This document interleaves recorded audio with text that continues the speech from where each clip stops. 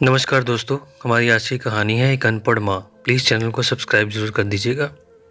एक मध्यम वर्गीय परिवार के एक लड़के ने 10वीं की परीक्षा में 90% अंक प्राप्त किए। पिता मार्कशीट देखकर खुशी खुशी अपनी बीवी को कहा कि बना लीजिए मीठा दलिया, स्कूल की परीक्षा में आपके लाडले को 90% अंक मिले हैं। माँ किचन से दौड़ती हुई आई और बोली, मुझे भी बताइए, देखती हूँ।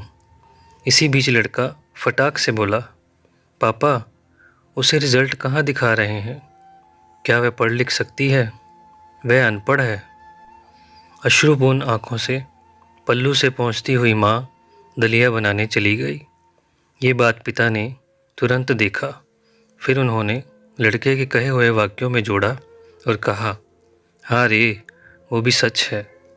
जब हमारी शादी हुई तो 3 महीने के अंदर ही तुम्हारी माँ गर्भवती हो गई।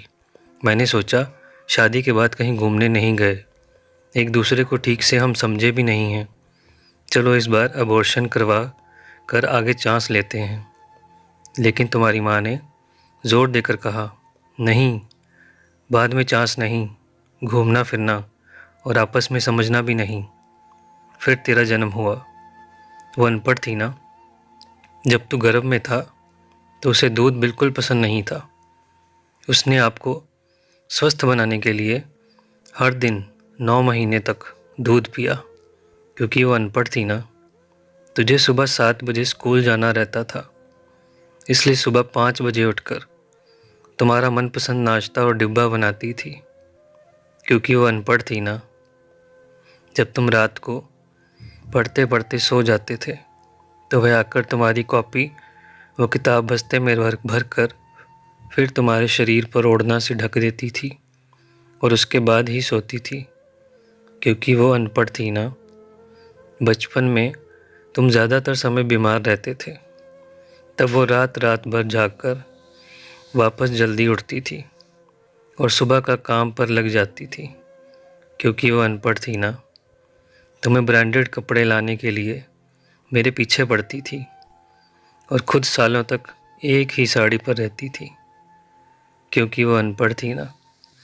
बेटा, पढ़े लिखे लोग पहले अपना स्वार्थ और मतलब देखते हैं, लेकिन आपकी माँ ने आज तक कभी नहीं देखा।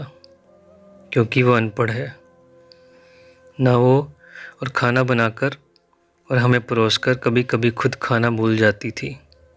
इसीलिए मैं गर्व से कहता हूँ कि तुम्हारी माँ अनपढ़ है।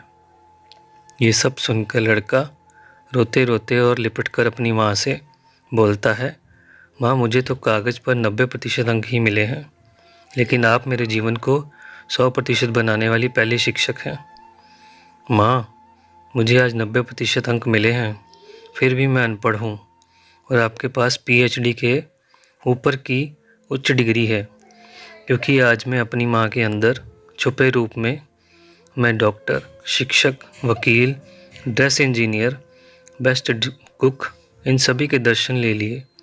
प्रत्येक लड़का लड़की जो अपने माता पिता का अपमान करते हैं, उन्हें अपमानित करते हैं, छोटे मोटे कारणों के लिए क्रोधित करते हैं, उन्हें सोचना चाहिए उनके लिए क्या क्या कष्ट सहा है उनके माता पिता ने। दोस्तों, कहानी अच्छी लगी हो तो प्लीज़ चैनल को सब्सक्राइब ज़रूर कर दीजिएगा। धन्यवाद।